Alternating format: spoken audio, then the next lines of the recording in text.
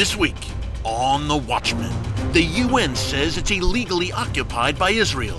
Islamic terrorists say they'll conquer it and make it the capital of a new caliphate. It's the city of Jerusalem, and it's the most coveted piece of real estate in the world. Yet, according to the Bible, Jerusalem belongs to God Almighty, and He's given it to Israel forever.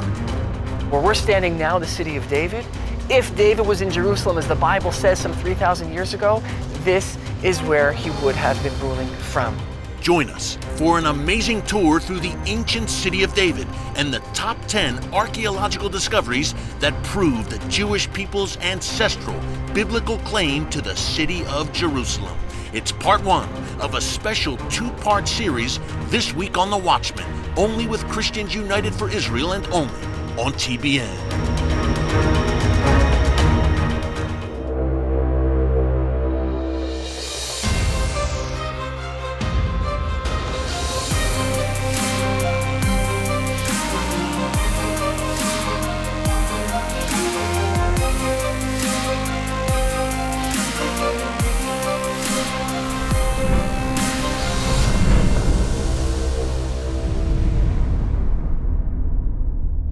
And welcome to The Watchman from Jerusalem. You know, when it comes to this city, God is pretty clear.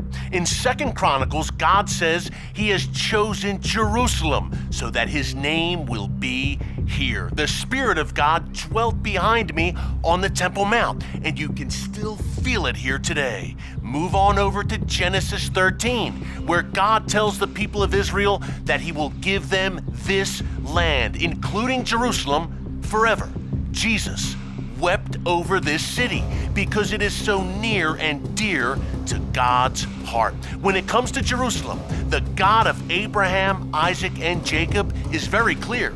There are no gray areas. And yet, there is a growing chorus of voices among some world leaders, in particular at the UN, that say Israel is illegally occupying places like the Temple Mount, the Western Wall, and the Jewish quarter of Jerusalem.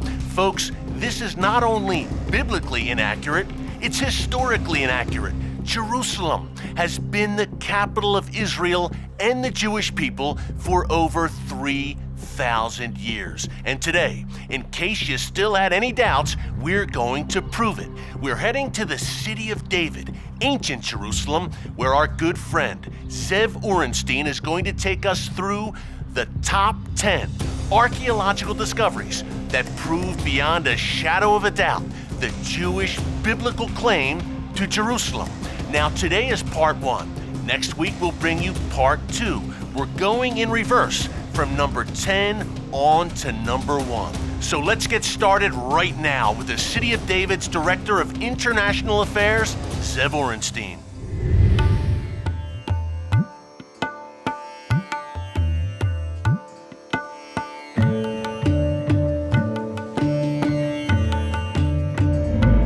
Well, Zev, here we go. The journey begins, the top 10 discoveries that prove beyond a shadow of a doubt the Jewish claim to the city of Jerusalem. We're at number 10.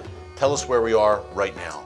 Right now we're standing inside a 2,000-year-old drainage channel. We're right next to the Temple Mount, to the Western Wall. Above our heads would have been a major thoroughfare dating back some 2,000 years. Inside this drainage channel was discovered one of the most iconic symbols representing the Jewish people today. Archaeologists find here, about 5-6 years ago, an engraving of a menorah, one of the most significant temple vessels used in the service in the temple, mentioned many, many times in the Bible. Yeah, and everyone in America knows the menorah, obviously, Zev, from Hanukkah time and people's windows. That's right. That's right. And this was, again, when you think of symbols like the Jewish star, the Star of David, the menorah is right up there. It's right up there. And the earliest etching ever discovered of a menorah was found where we're standing right now, dating back some 2,000 years. Now, Zev, one of the most fascinating things about this menorah is the person who carved it. Who carved this ancient menorah? So archaeologists believe it or not, that it was actually engraved, most likely by a child.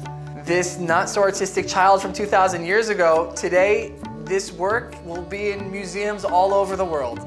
Sometimes it just takes a little bit of time. Yes, it does. The oldest engraving of a menorah. Wow, Zev, incredible. And where is it right now? Today it is in the possession of the Israel Antiquities Authority, and from time to time it gets displayed in various museums all around the world. Zev, what a way to start with our top 10 list. And we're fortunate because this is actually a double shot. That's not all. We have the menorah engraving, and obviously the menorah, great significance for the Jewish people then and now. But the Romans and the Roman Empire also had something to say about the menorah. Tell us a bit about that. That's right. It's almost the second part of the story, where we know that in Rome, in the year 82, one of the most famous monuments was built, called the Arch of Titus. Now, Titus would later become emperor, but this was built to commemorate also what he did as the commander of the 10th Roman Legion here in Jerusalem, which was responsible for the sacking of Jerusalem, the burning of the temple on the Temple Mount. And we know that the Romans carried off the temple treasures, the temple vessels with them into Rome. And on the Arch of Titus, we see, among other vessels, the menorah itself being taken out of Jerusalem. By the conquering Roman armies. So what you have, Zev, is you have obviously the Jewish people engraving menorahs and great significance there, but you have the Romans confirming the centrality of the menorah in the temple that was sacked, unfortunately, by the Roman legions. That's right, exactly. Yeah, what a way to start. Wow, and this is only number 10. We have 9 more to go. Zev, this is exciting. And what a place to start, by the way. We're in the shadow of the Temple Mount, where the temple once stood, in the drainage channel below. Let's head now. Let's go to number 9. Let's keep it going. Let's go.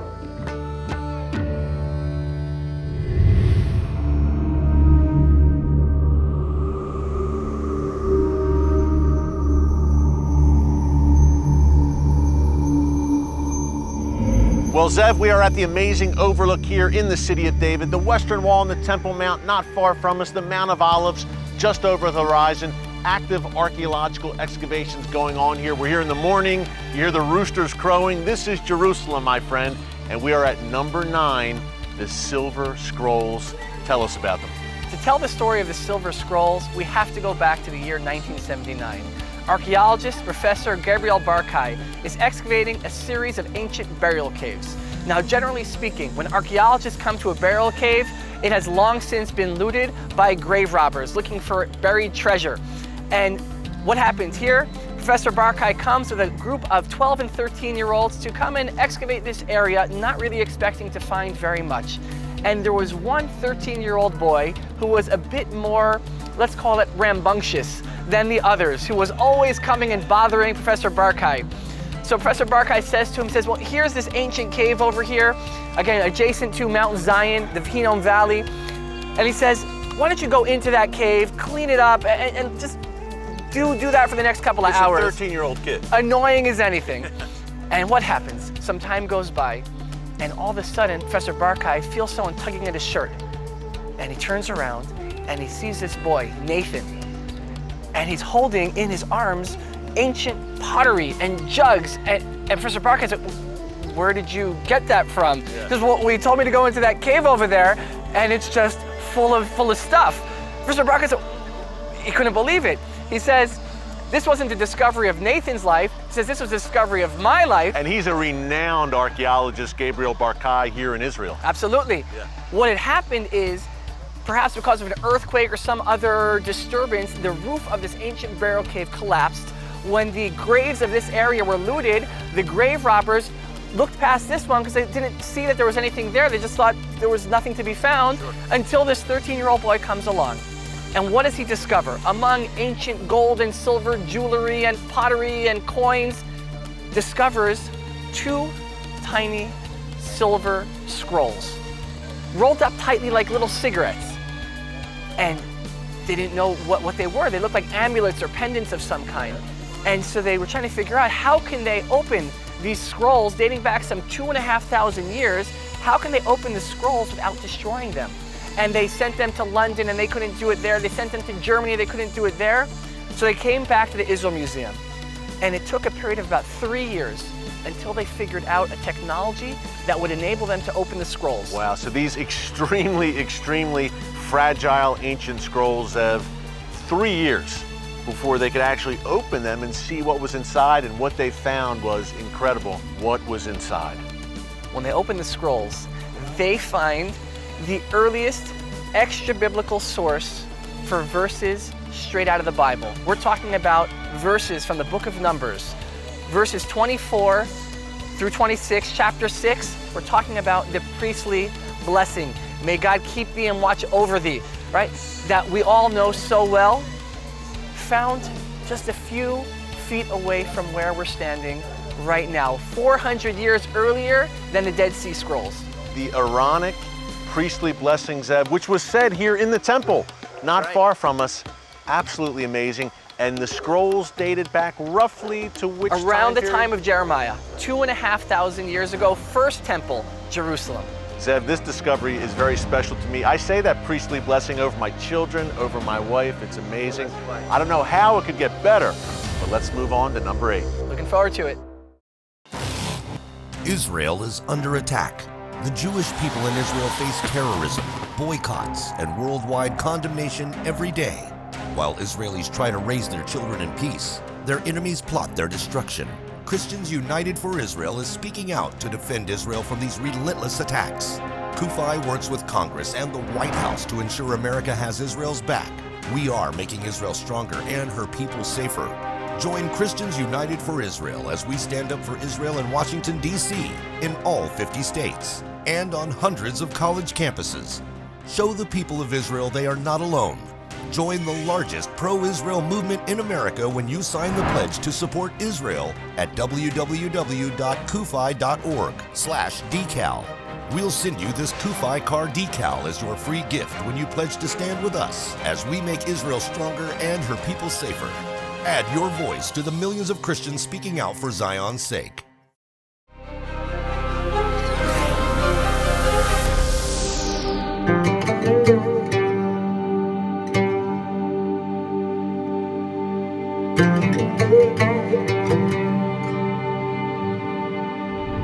When I think of Jerusalem, I personally think of King David. We are in the city of David, ancient Jerusalem. It's hard to believe, Zev, for me, that not too long ago, some people questioned whether King David even existed. That's right. So that's why number 8, I believe, is so important, the House of David inscription. You know, Eric, as you were just saying, if you go back to the early 90s, if you said, hey, I'm going to go film an episode of The Watchman in the city of David, there was a whole group of scholars known as the Copenhagen School. They would have said to you, city of David? You mean the city of King David? And you said, well, of course, who else? The King David from the Bible. Absolutely, there's nobody mentioned more in the Bible than King David. Well, you know they would have said, you might be a person of faith and you take this book literally, but you know that this is not a history book. There was no such person, historically speaking, as King David. And you might say, and the viewers at home, what are you talking about? Of course there's a King David, it says so in the Bible. But they would have said, well, again, you can't prove anything just because it says so in the Bible. Prove to us, outside of the Bible, that there was such a person named King David. David, son of Jesse. And you know what? Prior to 1993, you couldn't do it. No real evidence for the existence of King David outside the Bible. A lot of circumstantial evidence, but no smoking gun. Until 1993, an excavation in Israel's north, a place called Tel Dan, a large stone inscription is uncovered. It dates to about a century and a half after David would have lived. Written by a man named King Hazael of Aram, Aram being modern-day Syria. This King Hazael himself is mentioned in the Bible. And this King Hazael is in a good mood. Why? Because it goes on to say he just won a decisive military victory. Over who? Over a king from the house of David. King David. That's right. And if there's a house of David, that means there was a King David. So today, 99% of scholars, archaeologists, they all agree there was a King David. And the Bible tells us that where did David rule from? He ruled from Jerusalem. And where we're standing now, the city of David, if David was in Jerusalem, as the Bible says some 3,000 years ago, this is where he would have been ruling from. So today, there's no question, there was a King David. We know that from the perspective of faith, and we know that from the perspective of fact. To combine faith in the Bible with technology and science and archaeological discoveries is an unbeatable combination in my view, Zev. This was a pivotal turning point discovery, wasn't it? I had not too long ago a group of scholars who came here, and when you talk about Bible with scholars, they get a little bit funny. And so they're like, yeah, but isn't the debate today how influential King David was? Maybe he was just a small-time guy. He wasn't the big leader, the regional power that the Bible makes him out to be. And I said, you know what? You're right. That's the debate today. But I said to them, you know what's amazing? If you go back 20, 30 years, what was the debate? Whether King David existed at all. Today, that debate has moved on. Today, we're debating how influential was King David, and tomorrow, we'll be debating something else, because every day, the archaeology, the excavations taking place in places like where we're standing right now in the city of David, affirm a little bit more each and every day the biblical connection of the Jewish people to Jerusalem, the authenticity of the Bible. Well, Zev, for someone who counts King David among his favorite biblical figures, this is exciting for me. And to stand where David once walked here in the city of David makes it even more special. Let's head to our next discovery. Let's go. An exciting new day has dawned for Christians United for Israel. After more than 10 years on the front lines fighting for Israel, now we have allies in the White House. Guided by his Christian faith, Vice President Pence has been a lifelong supporter of Israel. This support was intensified after his trip to Israel with CUFI, when he was the governor of Indiana. And now, we are excited to announce that Vice President Mike Pence will be our keynote speaker at this year's CUFI Washington, D.C. Summit. Don't miss this historic event. You can register right now for only $75 using the special discount code Watchman. We have operators waiting to receive your calls at 210-477-4714. Or you can register online at www.cufi.org/summit. We hope you join us with Pastor Hagee and Vice President Mike Pence at the CUFI Summit.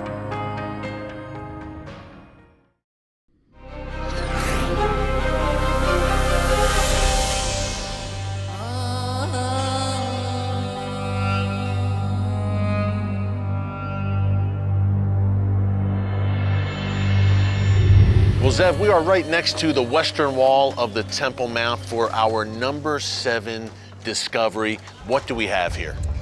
This is the southwestern capstone of the Temple Mount. This stone is more than 2,000 years old. In the year 70, when the Romans are destroying the temple, the second temple, they cast off stones weighing many, many tons. All this area around us, you could see the destruction of the second temple. This stone is more special than the others because if you look closely at this stone, you could see there's actually Hebrew writing on the stone. Right there. And it says on it in Hebrew, the Beit HaTikiyah, to the Trumpeter's house. Now, what does that mean? Yeah. We know that on the Sabbath, going back thousands of years, where we're standing right here, this was a shopping center. You need to get your things up to go to the temple, your sacrifices, your offerings, and you would come here. Yeah, the temple's right above us. Right above us. And so what would happen? The Sabbath, of course, the markets are supposed to be closed. So on Friday, Sabbath Eve, you would have a priest standing at the very southwestern corner of the Temple Mount with a trumpet. And shortly before the Sabbath was set to begin, the priest would blow the trumpet and declare the Sabbath is coming. Yeah. Time to close your shops, last minute purchases, go home and get ready to accept the Sabbath. Time for Shabbat, pack it up. Exactly. Now, what's interesting or special for me, not too long ago, I brought 2 of my children here, my daughter Hodaya, another daughter Eliana, and I asked them, I said, what does it say on this stone? And they said, Abba, Dad, it says Le Beit HaTikiyah, to the Trumpeter's house.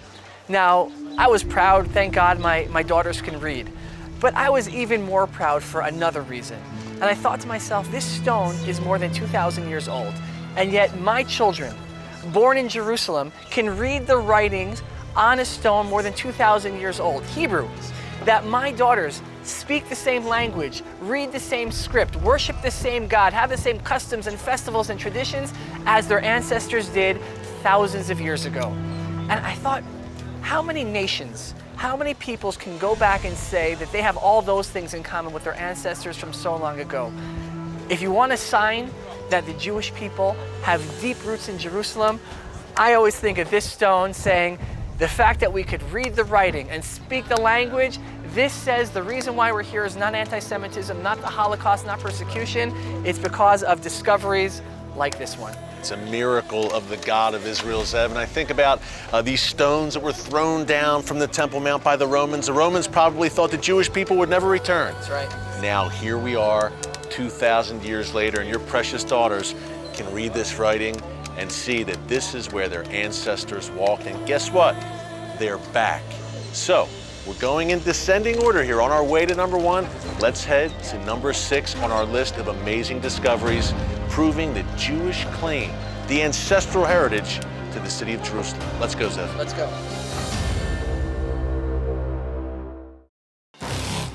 Israel is under attack. The Jewish people in Israel face terrorism, boycotts, and worldwide condemnation every day. While Israelis try to raise their children in peace, their enemies plot their destruction. Christians United for Israel is speaking out to defend Israel from these relentless attacks.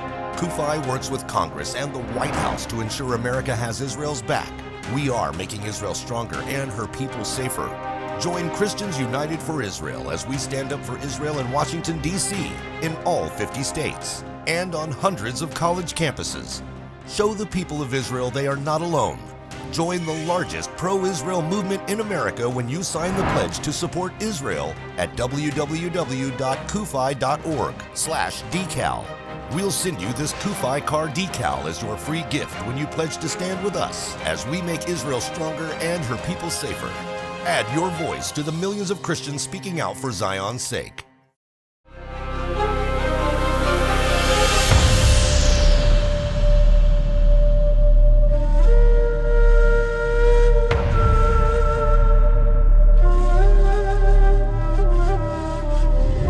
Well, Zev, we are going to end this episode the same way we started it, with a double discovery in the City of David drainage channel. What was found here?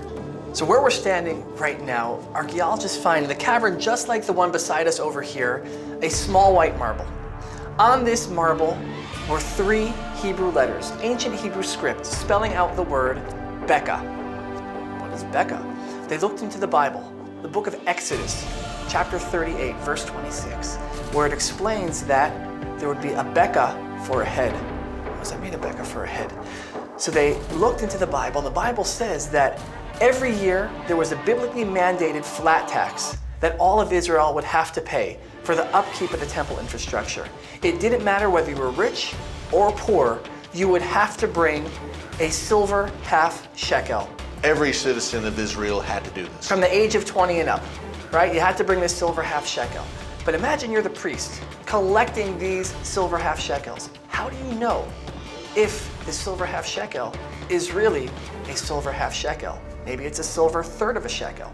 So the Bible thought of these problems, and so here is the answer. You have over here a Becca, and this Becca was in the exact weight of a silver half shekel. So the priest would take the silver half shekel, put it on one side of the scale, take the Becca, put it on the other side of the scale, and weigh it to see if they matched. Thanks to the Becca, no one could cheat. That's right. They made sure, using the Becca, this was indeed a half shekel. Exactly. And then archaeologists, just a few years ago, along with the Becca, found above our heads, along the thoroughfare, a silver half shekel coin. Now on this silver half shekel coin, the likes of which you can see right over here, on one side of the coin it says, Holy Jerusalem. On the other side of the coin it says, half shekel. Now, what happened? What did the archaeologists do? They're like, well, let's check this out. They took the silver half shekel coin. They took the Becca counterweight and they put it on a scale just a couple of years ago, and they matched. The Holy Jerusalem, written in ancient Hebrew script, the coin is a kosher silver half shekel coin being carried up to the temple some 2,000 years ago. Fulfilling that biblical mandate that Exactly. every Israelite had to do. Exactly. And this person, maybe a man, maybe a woman, had a hole in their robe. The coin slipped out and they probably like, oh man, what happened to the coin? But there was a bigger destiny for that coin. A destiny 2,000 years in the making, waiting for it to be found in our lifetime, just a few years ago, to see Holy Jerusalem, half shekel, to find the Becca. And just like it was true 2,000 years ago of the authenticity of the Jewish connection to Jerusalem, it's still true today. Wow, Zev, what a way to end our first installment. It's hard to believe we've had numbers 10 through 6. There's more to come next week. Amazing start, and I love the way you ended it. What it says on that half shekel, Holy Jerusalem. We're going to continue to show our audience next week more of the proof of how Jerusalem is so holy to the Jewish people and has been for over 3,000 years. That's right. More to come, Zev. Thank you. Can't wait. Thanks to our good friend Zev Orenstein for that incredible tour through the history of Jerusalem. And folks, remember, we're just getting started. Next week is part 2 of our special series from the city of David, including the #1 archaeological discovery that proves the Jewish claim to Jerusalem. You will not want to miss this. Same time, right here on TBN, same channel, next week. Now, make sure you visit the city of David here in Jerusalem, and also make sure to join our movement here at Christians United for Israel so we can continue to bring you the truth about God's land. We are America's largest pro-Israel organization, and for Zion's sake, we will not remain silent. Well, thanks for joining us this week on The Watchman from Jerusalem. Be sure to tune in next week for the powerful conclusion right here. Until next time, God bless you, and remember, never hold your peace.